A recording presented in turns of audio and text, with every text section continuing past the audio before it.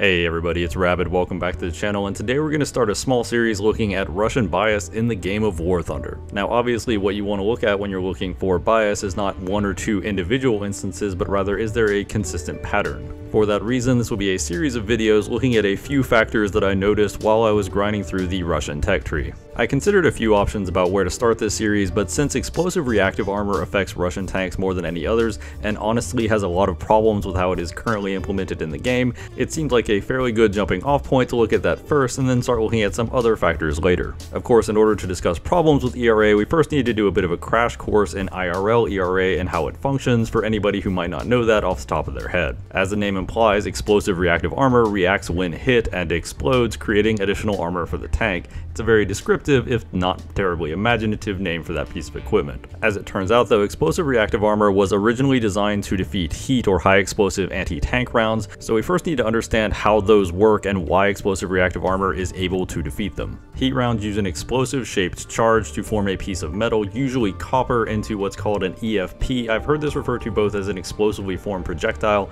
and an explosively formed penetrator, but the idea is the same. You get a superheated piece of metal moving incredibly fast, around 10 kilometers per second, and that is of course quite effective at punching holes in armored vehicles. It's commonly referred to as a molten jet, which is kind of true and kind of not. In reality, the copper isn't truly molten, however it does tend to behave more like a liquid than a solid, so it is half true but not really. This gets us around to the important reason why explosive reactive armor can have such a high impact on high explosive anti-tank rounds, and that is because the projectile, the EFP, is actually incredibly light. It's just moving very quickly. So you don't necessarily need a ton of energy going in the opposite direction to adversely affect its anti-armor performance, which is also why things like air gaps adversely affect it, because the projectile is light enough that it will bleed speed very quickly, so simply creating a larger gap between it and the armor it is trying to penetrate will reduce its efficiency.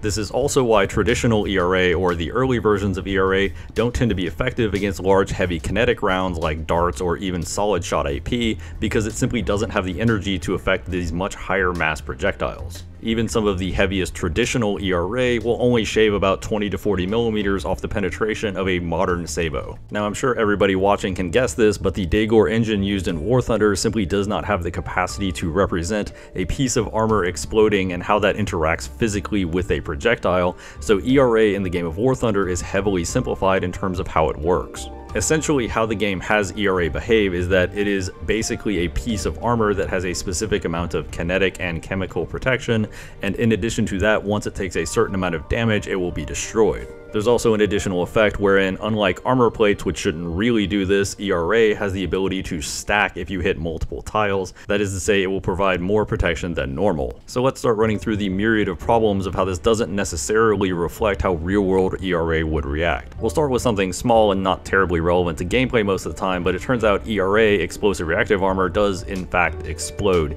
In fact, the fragmentation of ERA is equivalent to greater than a hand grenade, and it has a relatively high velocity and a decent shred of shrapnel.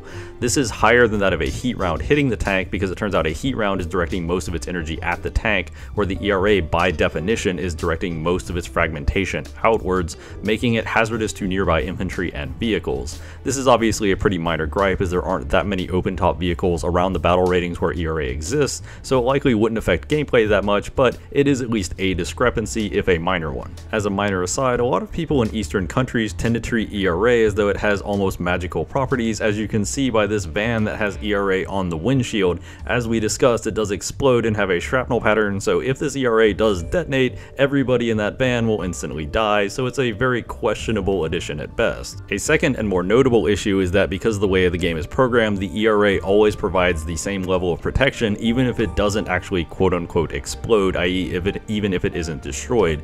This creates Schrodinger's ERA, where you are getting the protection as though it had exploded without it actually detonating. You'll notice this the most on things like light autocannons that can sometimes not deal enough damage to detonate the tiles, but where the tile's extra penetration actually does make a difference in whether or not they can hurt the vehicle. It's at best inconsistent, but it does sometimes come up, and it is of course annoying when it does. It's not completely unrealistic for ERA to not detonate when receiving small shocks. Indeed, there are multiple examples of the turret popping straight off of a Russian tank or it catching on fire and the ERA panels not detonating, because it turns out the ERA is actually relatively stable vehicle. If it just sympathetically detonated when any part of the vehicle would hit, it would be kind of useless. The entire vehicle would basically just be a giant bomb. But obviously if it isn't exploding, it isn't providing the protection as though it had exploded, which seems pretty self-explanatory. Another minor issue is what I like to call skipping. This is when a round hits a sharply angled plate of armor and you get a much higher effectiveness off that plate of armor than normal, which with normal steel armor is actually kind of how it behaves,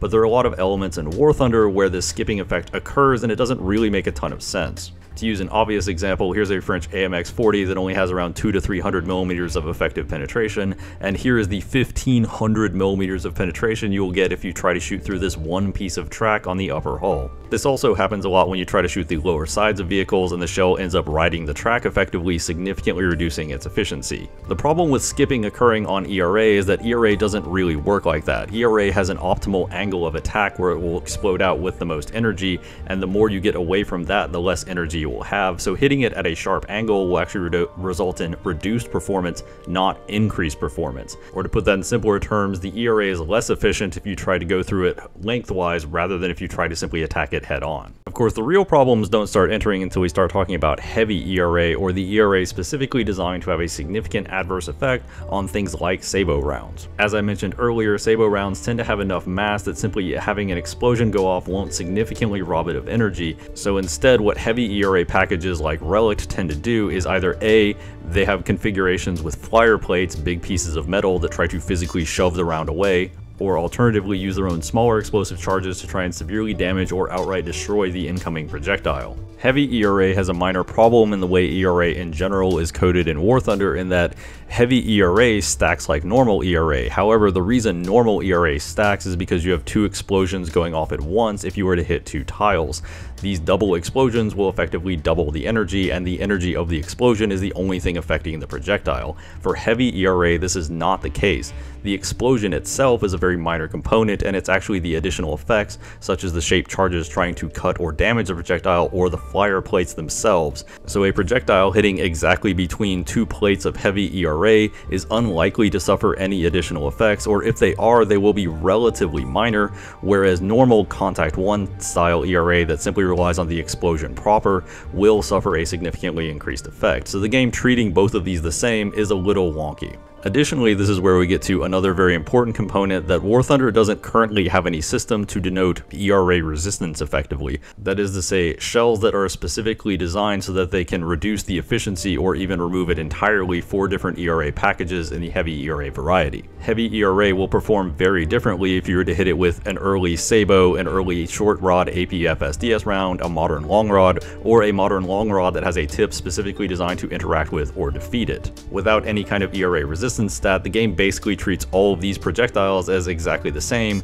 which is a bit of a problem because it means the more advanced projectiles essentially get no benefit for being more advanced. To use a direct example, when Gaijin suggested M829A3 wouldn't have a significant difference for the impact of the Abrams, this was probably based off of M829A3's raw penetration compared to the raw effectiveness of ERA. However, M829A3 does have greater resistance to ERA than M829A2, so it likely would have not only had more penetration, but also reduced the efficiency of an ERA package. However, as that reduced efficiency is not represented in game currently, the only option they would have had is simply to give it some extra penetration, and the penetration difference in terms of raw armor values of M829A2 and A3 isn't that high. This also brings up a somewhat tangential issue in relation to the top modern Russian MBTs in game, because the top modern Russian MBTs feature Relic ERA bags. While normal ERA is either welded directly to the vehicle or put in a framework that is welded directly to the vehicle, these ERA Relic bags are simply canvas bags that are strapped to the side. These have been shown to be damaged pretty regularly in just the course of normal operation of the vehicle, not even in combat. So realistically, these should be much easier to knock off the vehicle with things like artillery shrapnel and heavy machine guns, rather than simply having to manually detonate them.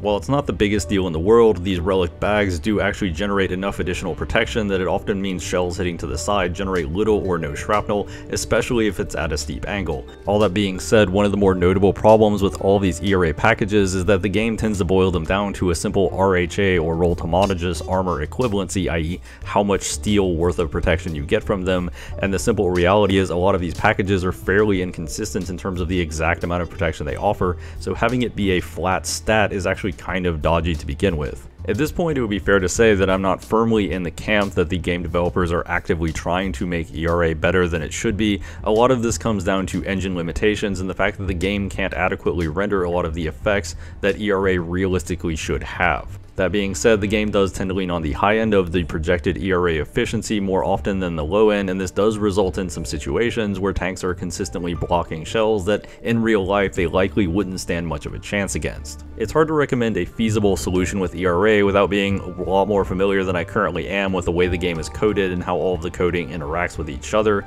as there does appear to be a lot of spaghetti code going around, but I could offer at least some minor suggestions. The first off would be something like an ERA resistance characteristic. I'm not exactly sure how viable this would be, but if you're going to introduce shells like DM53A1 and MA29A4 eventually, you're going to need something like this, otherwise the shells will just be woefully underperforming compared to their IRL counterparts. I also don't think it's unreasonable to ask for relic bags to be more easily destructible than other ERA components, because as we know from real world experience, they are indeed much more susceptible to simply getting torn off the vehicle. Additionally, it might not be the worst idea in the world for the developers to divide ERA between heavy ERA and light ERA, since some of the effects tend to be different enough that you do get some weird interactions. No matter what you do, ERA is ultimately going to have problems because the game simply can't represent it adequately, but I do feel it could have been done better, at least in some areas. And that concludes our video. Feel free to let me know down in the comments if you think I'm completely off base or if you agree with me on any of these subjects. I always love to hear that kind of stuff. Hope you enjoyed it, hope you had a good time. If you did, please leave a like and subscribe, that always helps out the channel. As always, don't give it to shoes.